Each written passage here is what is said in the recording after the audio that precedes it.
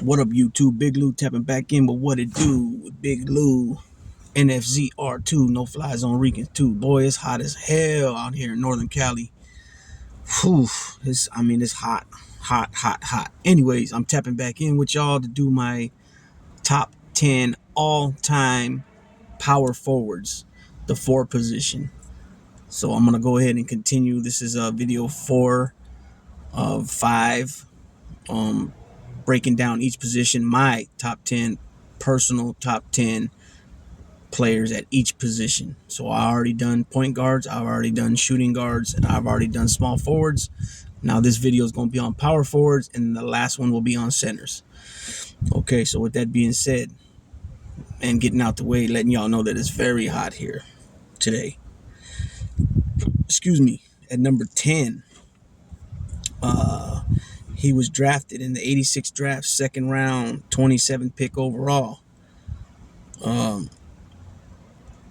He's out of North Central Texas.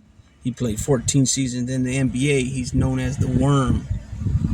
None other than Dennis Rodman, 6'10" Dennis Rodman. He finished his career with 7.3 points a game, 13 rebounds a game, and 1.8 assists a game. Everybody knows that Dennis Rodman was a hell of a defensive player in his early years with Detroit. Part of the Bad Boys. They won back-to-back titles, and they went to 3, I believe. They lost one to the Lakers, and then they won back-to-back. He was part of the Bad Boys of basketball. They were known for, doing illegal stuff, just being rough, pretty much, elbows and pushing people and stuff like that. But he was part of a big, the front court. The front court was huge. You had Bill Laimbeer, you had James Edwards, you had Rick Mahorn, you had John Sally, and you had Dennis Rodman fit right in with these guys, along with Isaiah Thomas, Joe Dumars. They had Mark Aguirre. Later on, they got then they picked up somebody. I went blank right now. Mark Aguirre, somebody else from Dallas, I believe. Anyways, shortly after that, towards the end of his career with Detroit, he started rebounding big time. Like I said, he was more known as a defensive player. Then he started rebounding big time, and he went on to be a huge rebounder for the Spurs and and the Bulls, where he was averaging anywhere from 16 to 18 rebounds a game, and he did that for a good span of probably, if I can remember correctly, he had a good span of at least 6 to 8 years, and maybe it could be even 10, where he averaged 16 rebounds a game throughout that span. He was always controversial in the news, doing weird stuff, dressing up as a woman, in a bride's outfit, wedding gown, always painting his nails, dyeing his hair, the piercings, he was before his time, you know what I mean? All the tattoos, but I got Dennis Rodman at 10. He's also a member of the 75th anniversary team. He was there with Michael Jordan and all those guys. So that's why I have it number 10. Number 4, 4. His number was 4. But number 9, I have, he played 14 seasons in the NBA as well. Came out the University of Michigan. He was a Wolverine, known for their black socks and bald heads. He's first pick overall of the 93 draft, which he was later selected first by the Orlando Magic and then traded to the Golden State Warriors for the 3rd pick, Anthony Hardaway. The rest is history. He ended up playing for the Warriors that season, averaging, I think, 17 and a half and about 9.5 rebounds. And then short-lived career with the Warriors. He moved on to Washington to go team up with his old teammate from college, Juwan Howard. And I'm speaking of none other than Chris Webber. 6'10". He, like I said, power forward. He could play the 5 as well. As Shaq, he was a first round over pick the very next year after Shaq by Orlando again, like I just mentioned, and a terrible free throw shooter like Shaq, but he went on to play for the Kings and had some great seasons with the Kings during those years where they were battling the Lakers. and he made some All-Star games there in Sacramento, and then he went on later on to play for Detroit and Philadelphia, and he kind of bounced around later on in his career, but it's none other than Chris Webber, and he finished his career at 20.7 points a game, 9.8 rebounds a game, and 4.2 assists a game, so just under 10 rebounds a game. Depending who you're talking to, you can round that up from 9.8 to 10. You know what I mean? Some people would have no problem doing that. See, Webb was he'll be remembered for calling that timeout against North Carolina in the finals in the championship game in NCAA. He called a timeout, and Michigan had no more timeouts, so they got a technical on that, and they ended up losing that game, the championship game, to North Carolina. It's in the record books as blooper. You know what I mean? Anyways, let's continue. Number 8, I have from the University of Minnesota. He played 13 seasons in the NBA. He was drafted first round, third pick overall in the 1980 draft, thanks to the Golden State Warriors. None other than standing at 6'10", Kevin Mchale.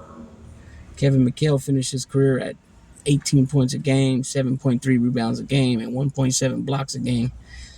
Kevin Mchale has three rings, 3 titles, championships. If you ask me, he's one of the most underrated NBA players there is. He had a hell of a low post game. He was bad. He get that ball on that low block, and he would use and abuse whoever was guarding him. And he wasn't that fast, but he had great moves. He like I said again, he's underrated. One of the most underrated offensive forces in the NBA. Because he's on the team Boston Celtics with Larry Bird, with DJ, with Robert Parrish, with Cedric Maxwell, with Bill Walton. All these guys. Danny Ainge. I don't know if I mentioned Danny Ainge. So a lot of times people would overlook this guy, and he was known as part of his career as a sixth man. So I think the fact that he was known as a sixth man and all the other Celtics that was around him kind of tarnished his legacy, if you say, only by people that don't really know the game and really know what's up. You know what I mean? Anybody that really knows what's up with basketball would agree with me as far as him being underrated and being one of the baddest post players, in the history of the NBA. You know what I mean? Number 7, he played 11 seasons in the NBA out of the University of Louisiana State University.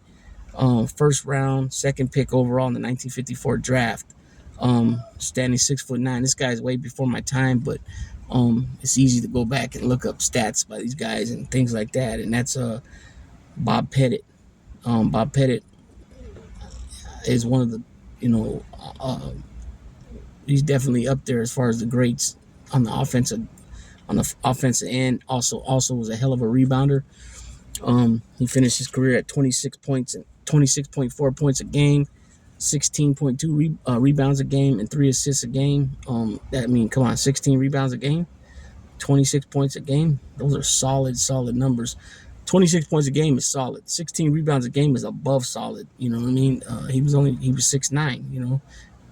He played back in the day, but he was a beast. I don't know much more about him than that. He played for the Hawks. Other than, I never got the chance to see him personally. Everything was recordings and literature to read. Number 6, I got the University of Houston. He played 16 seasons in the NBA. First pick overall, the 1968 draft, Elvin Hayes. Elvin Hayes, standing 6'9". He averaged 21 points a game, 12.5 rebounds a game, 2 blocks a game. He played 16 seasons. Elvin Hayes was a beast. He played in Washington alongside Wes Unseld. Yeah, I'm pretty sure it was Washington. I got a mic left to look that up. Hold on. Give me a second. I don't like to put out false information, but I'm pretty sure it was Washington. Elvin Hayes played alongside Wes Unseld, who was very undersized himself. Wes Unseld was 6'7", a center. University of Houston. Yeah, he played for the Washington Wizards and the Houston Rockets. I believe he got a championship in Washington. Elvin Hayes. Let me make sure though. 6'9". He played with the San Diego / Houston Rockets, the Baltimore Capitals and the Washington Bullets. He was with the Bullets for 9 years, 3 seasons with the Rockets. The second time, first time around, 4 time. He's an NBA champion in 1978, a 12-time All-Star, 3-time All-NBA first team, 3-time All-NBA second team, 2-time All-NBA second team defense. So there you go. He's also a member of the 50th anniversary team and the 75th anniversary team. Elvin Hayes, definitely offensive force, a beast. So now we're going to go this second half of these guys. Everybody should know these guys are all more modern players. This guy right here, because of his behavior came out in light after years, I really don't even like talking about him, but it is what it is. He played 19 seasons. He's out of Louisiana Tech. First round, 13th pick of the 85 draft. Standing 6'9". Karl Malone, the mailman. He finished his career with 25 points, 10 rebounds a game, and 3.6 assists a game. Everybody knows he was part of the duel with him and John Stockton and that unstoppable pick and roll offense they ran. The dominant force, along with John Stockton. Could never get over the hump to win the title. Unfortunately, Michael Jordan was in the way, and then he went to the Lakers along with Gary Payton to join forces with, I think Shaq was still there. Yeah, it was Shaq and Kobe, and then they lost. I think that was going to be the four-peat, if I'm not mistaken. If not, then it was just before he joined the team. Shaq was gone already, and it was Gary Payton, Karl Malone. They joined, obviously, Kobe, but I'm not sure on the year on that. But anyways, he was a dominant force, a great rebounder. He was always in the All-Star games. You know what I mean? He was always 1, 2, or 3 in scoring. He has 36,000 points. He was second to Kareem for a long time. Now LeBron's in between Kareem and him. And that's all I'm going to say on him. I don't really like talking about this guy. Number 4 is my all-time favorite player, my personal favorite player, out of the University of Auburn. He played 16 seasons. He's part of that 1984 draft. Again, everybody, like I always say, depending who you talk to, the 3 greatest draft classes is 1984, 1996, and 2003. This guy happens to be part of the 1984 draft with Hakeem Olajuwon, John Stockton, and Michael Jordan.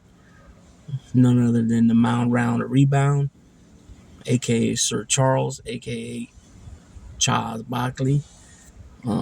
Listed at 6'6". Some people say he's really only 6'4.5".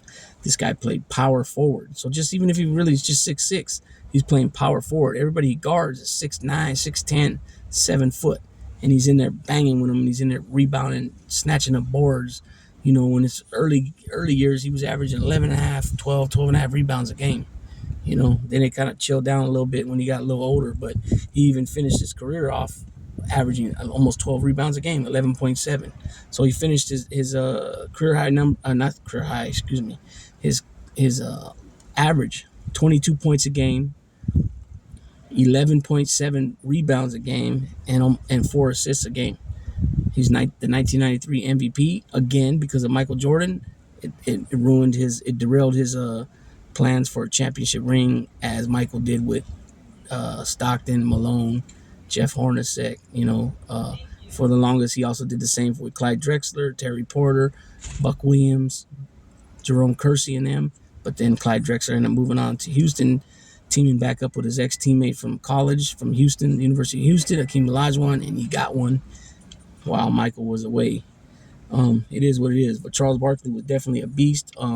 He was fortunate when he came into the league to get drafted by Philly, and he was over there with Dr. J, Mo Cheeks, and Moses Malone. He gives Moses Malone a lot of credit in his career as far as whipping him into shape. When Barkley first came in, he was about 300 pounds, something like that. Little by little, Moses was in his ear, getting him to drop 10 pounds. And then, hey, you're doing good. Let me see you at 270 now.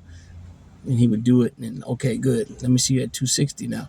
And he would get it done. Okay, let me see you at 250 now. And I think he got down to probably like 240. You know what I mean? If that. It probably was 250, 260, but still, he dropped about 40, 50 pounds. And a lot of these young players don't know. They watch some highlights of Charles Barkley running the floor coast to coast, grabbing a rebound, taking it all the way, and then jamming it. or taking it all the way and dishing it at the last minute. You know what I mean? Charles Barkley, definitely one of the greats. He's definitely one of the greats without a ring, that's for sure. But he's also one of the greats, period. He's part of the 50th and the 75th anniversary teams, NBA teams. Number 3, he played 21 seasons. He came straight out of high school. First round, 5th pick of the 95 draft. He's a 7-footer. None other than KG, Kevin Garnett. Garnett came in young, as I mentioned, out of high school. He had to develop a few years before he got the chance to, really play and become the player he was, such as Kobe Bryant as well. But he's definitely one of the greats that came out of high school. You got Sean Kemp, you got LeBron, you got Moses Malone, Daryl Dawkins, Jermaine O'Neal, you got a few other guys. He finished his career with 17.8 points a game, 10 rebounds a game, 3.7 assists a game. He finally got a ring. He went on to join Boston in the big three, Ray Allen and Paul Pierce. And they did their thing when they got a ring finally, or he finally got a ring in 2008. And then they went again against the Lakers and then they lost. I think it was 2010 when they went to that one. But definitely KG is one of the greats. He has his own podcast. He brings a lot of guests on, but he definitely is one of the greats. The only thing I didn't dig about him, and I'll keep it real, is that he would taunt guys. He'd be, hitting his chest, and when guys would step to him, he would kind of change his tune then. You know what I mean?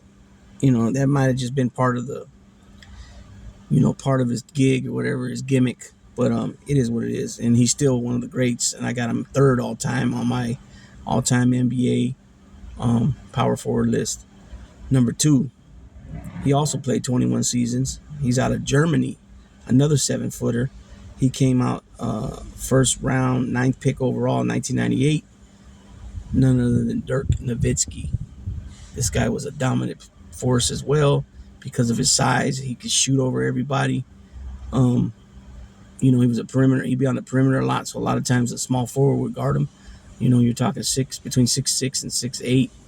6'9". This guy's 7 foot, so he can just ride over him. Kind of similar to what KD does. And even if a power forward is guarding him, a 6'8" power forward or 6'10" power forward, this guy can still pull up over him. You know what I mean? His work speaks for itself, what he's done in his career. He finished with 20.7 points a game, 7.5 rebounds a game, and 2.4 assists a game. Again, that year they won the title when it was older Jason Kidd, older Jason Terry, JJ Barrera. I think Sean Marion was there. They beat LeBron in his first season with Miami, and he dominated the whole postseason. Dirk Nowitzki did. He had it his way. He did it his way, and they did their thing. So he definitely deserves to be, on one of these numbers right here.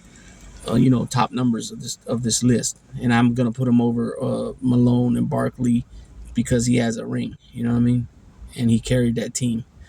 Number 1, you guys already know who number 1 is. Out of Wake Forest, he played 19 seasons, 6'11", first pick overall in the 1997 draft. None other than big fundamentals, Tim Duncan.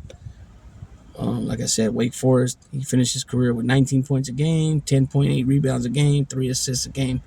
Big time defender. Well, that's what they call for. Popovich is the defensive coach. He wants his guys there to play defense. This guy definitely played defense. Year after year was part of the defensive All NBA defensive team, first or second or third team every year, just about. He was a big all-star year after year for San Antonio. He's got 5 championships, right? I believe 5. He's got 4 or 5. I think it's 5. Yeah, 5. Yeah, he has 5. That's right. He's got 5 championships. He deserves to be number 1, and it is what it is. Like I said, his accolades speak for themselves. I know some people will probably say that Giannis belongs on here, which he could. He's already accomplished a lot. Title, MVPs, he's done his thing, that's for sure. So he could, I could reevaluate this and maybe perhaps put him on there. The only thing is, where does he fit in the list? Some people have him already high. on their power forward list. I seen a couple videos from a different content creators, and they had him on the list, and they had him above a lot of guys because of the fact he has a ring and he has a Finals MVP and all that. So with that being said, YouTube, that's my all-time 10 top power forwards. Leave your comments in the comment section if you believe somebody else should be here that's not here, or if you agree with my list, you don't agree with my list, whatever, it doesn't matter. Leave whatever comment you feel that you have that you need to leave. It's always appreciated that you guys leave comments because that helps the algorithm, they say, right? So yeah, with that being said, Big Lou's gonna tap on out with what it do with Big Lou. NFZR2, No Fly Zone Ricans 2. If it's the first time you're coming across this channel, be sure to sub, like, and share. Also, our main channel is the No Fly Zone Ricans. Go on over there and check us out over there. We do a wide variety of topics, and we do some interviews. And I got a lot of things lined up, and I got a lot of other ideas that I'm gonna be sharing with my co-hosts, my brothers Nelson and Carlos, and see what they think. And then we got some things in the work over there for No Fly Zone Ricans. So if you haven't already subbed, like, and shared over there at the No Fly Zone Ricans, be sure to go over there as well. We won't disappoint you. It's a drama-free zone, just as it is here at What It Do with Big Lou. And with that being said, YouTube, Big Lou gonna tap on out. It's hot as heck. I gotta get this air conditioner going. I got to start the car and get rolling. Picture me rolling. All right, gone.